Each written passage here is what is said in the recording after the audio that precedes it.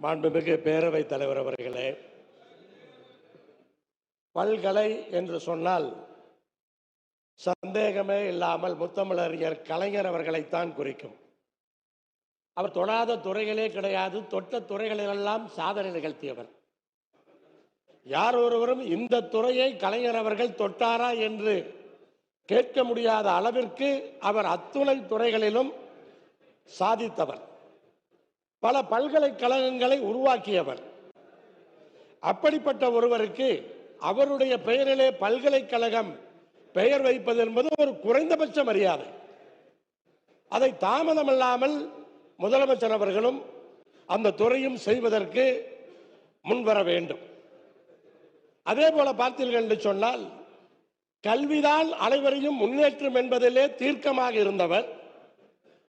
கல்வியின் மூலமாகத்தான் ஒரு சமுதாயம் முன்னேற முடியும் என்பதற்காக பல்வேறு சமுதாயங்களுக்கு அவர்களுடைய நிலைமையை கருதி உள்ளொதுக்கீடு கொடுத்தவர் முத்தமிழறிஞர் கலைஞர் அவர்கள். அதன் மூலமாக இன்றைக்கு பல சமுதாயங்கள் முன்னேறி இருக்கிறது என்பதை நாம் இன்றைக்கு பார்த்து கொண்டிருக்கிறோம். அத்தோடு மட்டும் இல்லாமல் ஒரு தொலைநோக்கு பார்வையாக இந்தியா முழுவதும் இருக்கிற மாநிலங்கள் எல்லாம் தகவல் தொழில்நுட்பத்தை பற்றி பேசிக் கொண்டிருந்த பொழுது, தகவல் தொழில்நுட்பம் தான் ஒரு எதிர்காலம் என்பதை உணர்ந்து தமிழகத்திலே டைடல் பார்க்கை கொண்டு வந்து இன்றைக்கு தகவல் தொழில்நுட்பம் இந்த அளவிற்கு வளர்ந்திருக்கிறது என்று சொன்னால் அதற்கு விதை போட்டவர் முத்தமிழறிஞர் கலைஞர் அவர்கள். இப்படி சொல்லிக்கொண்டே செல்லலாம். அவருடைய நகைச்சுவை உணர்வுக்காக ஒன்றை சொல்லுகின்றேன்.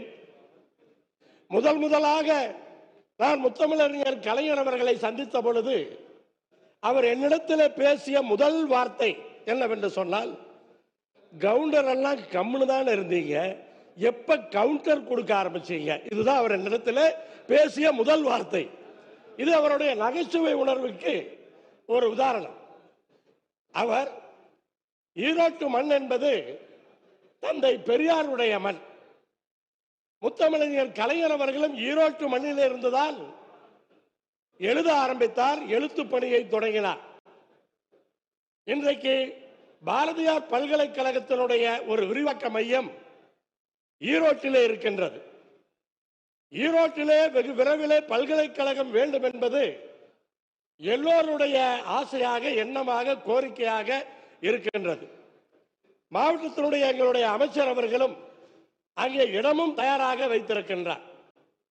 அப்படி இருக்கிற சூழலில் தந்தை பெரியாருடைய மண் ஈரோடு என்று சொன்னாலும் ஈரோடு தந்தை பெரியாருடைய பெயரை சேலம் பல்கலைக்கழகத்திற்கு நாம் வைத்திருக்கின்றோம்.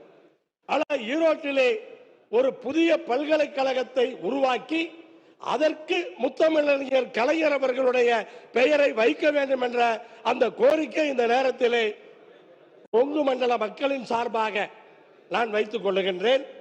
இன்றைக்கு அரசியலிலே எதிர் துருவமாக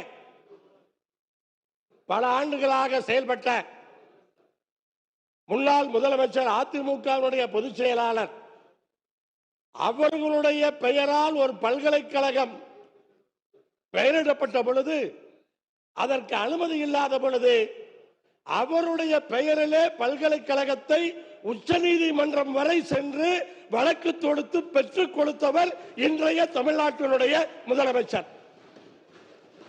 அப்படி இருக்கும் பொழுது முத்தமிழறிஞர் கலைஞர் அவர்களுக்கு தாமதமல்லாமல் பல்கலைக்கழகத்தை உருவாக்க வேண்டும் என்பதற்காகத்தான் அந்த கவன ஈர்ப்பை நாங்கள் எல்லாம் கொடுத்திருக்கிறோம்.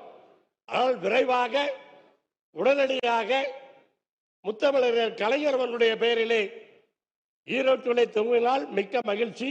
அதை பரிசீலிக்க வேண்டும் என்ற அந்த கோரிக்கையும் இந்த நேரத்திலே வைத்து அரசனுடைய கவனத்தை ஈர்த்து அமர்கின்றேன். நன்றி, வணக்கம்.